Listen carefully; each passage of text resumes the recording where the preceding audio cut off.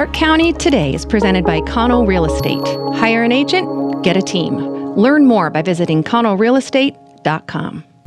Welcome back on this Tuesday, Clark County. I'm Jacob Graneman. Let's dive into our top stories for today. There has been some improvement in Clark County when it comes to the COVID-19 pandemic.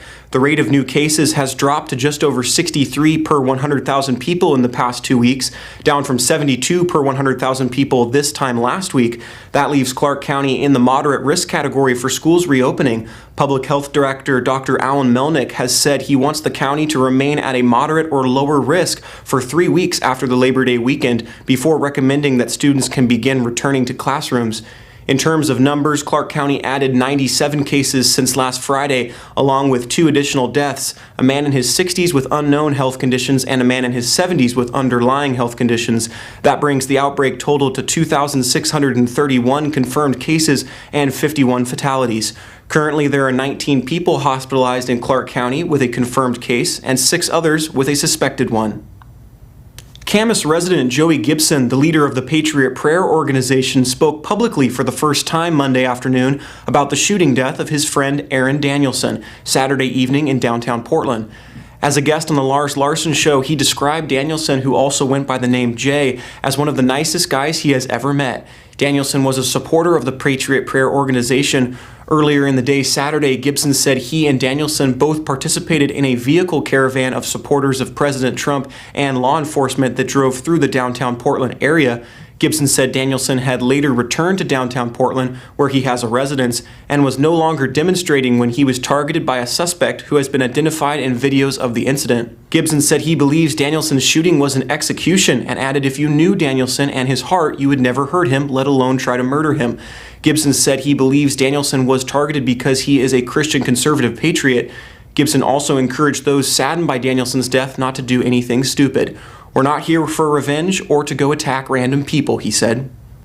The Camas-based Political Action Committee, Camas for Cannabis Access, submitted over 2,400 signatures for adding Initiative 1 to allow a marijuana shop in the city to be added to the November ballot, but received an insufficiency result from the county auditor's office. In the last 10 days, more signatures were collected, but were also found insufficient. The group raised over $30,000 to advocate the issue, but ran into challenges in collecting signatures during the pandemic. A large influx of newly registered voters and voters who lived outside the Camas city limits also contributed to the insufficiency. The opposition group to the Initiative 1, Washingtonians Against Legalizing Marijuana, expressed relief at the petition results.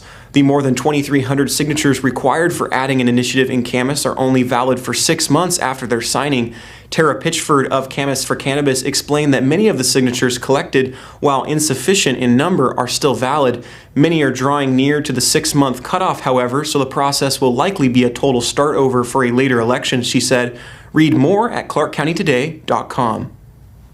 Students in the Battleground School District are scheduled to begin online classes tomorrow, but 107 classified employees will start the new year on the unemployment line.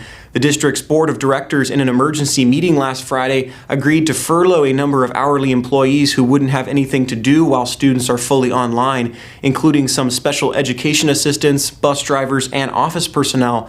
The furlough designation will allow the employees to continue their access to medical benefits, and the district hopes employees can begin returning to work as soon as the students are allowed to come back to their buildings. In a statement, the district noted that a hiring freeze in August that left more than 60 positions unfilled likely prevented a much larger staff reduction. Evergreen School District furloughed nearly 500 classified employees last week ahead of their distance learning plan, which started today. At their meeting this morning, Clark County Council unanimously approved a resolution to recognize and thank public health workers as well as frontline healthcare workers for their role during the COVID-19 pandemic. The resolution seeks to recognize the value and dedication of our local public health workers and healthcare workers to the viability, economy, safety, security, and well-being in our community, both during the pandemic and the rest of the year as well. Clark County Councilor Gary Medvegey urged the public to stay the course in order to continue slowing the spread of the virus so children can get back to school and businesses can reopen. Public Health is urging people to avoid large gatherings over the upcoming Labor Day weekend in order to continue the positive downward trend of new cases seen in the past few weeks. A 44-year-old Camas woman was killed Sunday when the motorcycle she was a passenger on collided with a deer. Jennifer Duty was riding on the motorcycle driven by her husband Jason. The couple were leading a group of 8 motorcycles that were traveling south on Northeast Vernon Road outside of Washougal, near the border between Clark and Skamania counties.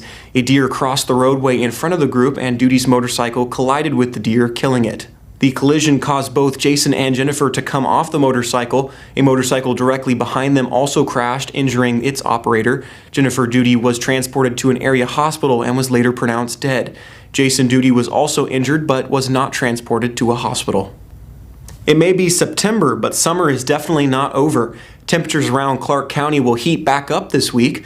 Today, temperatures reached the mid-80s, and on Thursday and Friday, the National Weather Service reports that it will be even warmer, with temperatures rising into the low 90s. The 10-day forecast indicates the 90-degree temperatures are expected to last well into next week, so stay cool, Clark County. Well, there's a check of the stories we're following for you at ClarkCountyToday.com. Be sure to follow us on all the social media platforms, Facebook, Twitter, Instagram, and YouTube, to see when stories are posted and be part of the conversation. You can also send us story ideas and feedback to our email, news@ClarkCountyToday.com.